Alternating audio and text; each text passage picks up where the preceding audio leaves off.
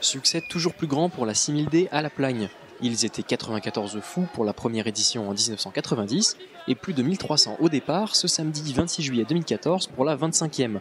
Parmi eux, on retrouvait les meilleurs athlètes du trail français, Maud Gobert, Sébastien Speller, Stéphane Ricard, Emmanuel Gau ou encore Laurence Klein pour ne citer qu'eux. Beaucoup de favoris présents donc, et pour marquer le coup lors de cette édition anniversaire, les organisateurs avaient mis en place quelques animations supplémentaires. On a donc pu voir une démonstration de samba brésilienne et des clowns un peu taquins dès le départ. Par un temps légèrement pluvieux, les premiers arrivent à Longefoy au 9e kilomètre. Ce n'est que le début du périple pour tous les coureurs qui, comme en 2012, n'auront pas la chance de monter au glacier à 3047 mètres d'altitude, décision prise par les organisateurs juste avant le départ. Le manque de visibilité en cas d'intervention par hélicoptère a motivé leur décision. En revanche, pas de nuages bas lors de la traversée de la piste de bobsleigh olympique, moment assez grisant pour les coureurs malgré la difficulté de la montée et ses 19 virages à près de 10% d'inclinaison. La favorite chez les femmes, Maud Gobert, passe déjà largement en tête au 10e kilomètre, mais cela ne douche pas l'enthousiasme des concurrents derrière elle qui profitent également de ce moment particulier. Présent seulement pour la seconde fois après 2013, cet endroit du parcours fait déjà partie de l'histoire de la 6000D, tant il est apprécié de tous, les coureurs comme les spectateurs. Moment toujours agréable également, le ravitaillement. Au tiers de la course, c'est l'occasion de faire déjà un premier point sur ses sensations du jour. On est parti pour une belle galère, le parcours est superbe. Il y a du monde sur tout le parcours, il y a de la musique, l'ambiance est géniale, c'est super.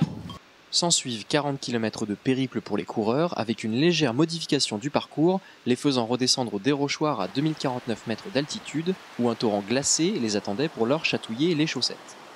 Puis ils devaient remonter vers le col de l'Arpette à 2337 mètres avant d'aborder la dernière partie de la course après une montée de 500 mètres de dénivelé positif, très dur pour les organismes. Qu'il s'agisse d'habitués ou de novices, ils sont aujourd'hui plus de 1300 chaque année à venir affronter les 4000 mètres de dénivelé de la course des géants. Alors, elle est si terrible que ça ? Grosse montée, pas forcément beaucoup de boue, donc mais voilà, ça va. Et puis voilà, on gère la descente. non, c'était la première édition en 97.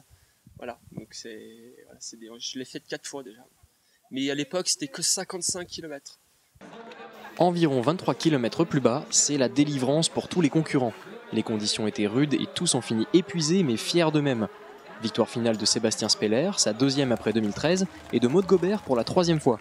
Avec eux, on retrouve au palmarès Léonid Tikhonov, vainqueur 4 fois, Simon Booth, vainqueur 3 fois, ou encore Corinne Favre, vainqueur 14 fois en 16 participations.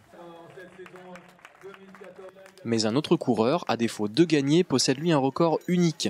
Il a fini 24 des 25 éditions de la 6000D. Jean-Paul Roche, 72 ans, en termine encore une fois sous les 11 heures et a eu droit à une ovation bien méritée sur la ligne d'arrivée. Et pourquoi pas une 25e désormais.